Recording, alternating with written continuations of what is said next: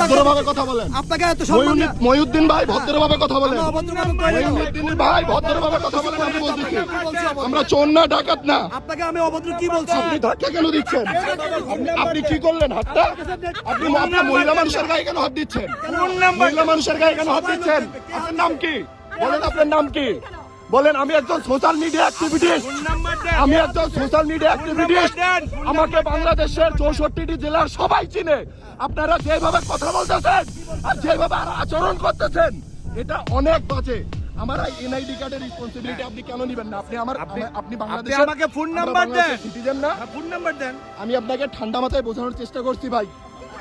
গাড়ি আমি দিয়ে যাচ্ছি, গাড়ি আমার কথা শেষ করতে দেন, ফোন নাম্বার শেষ করতে দেন।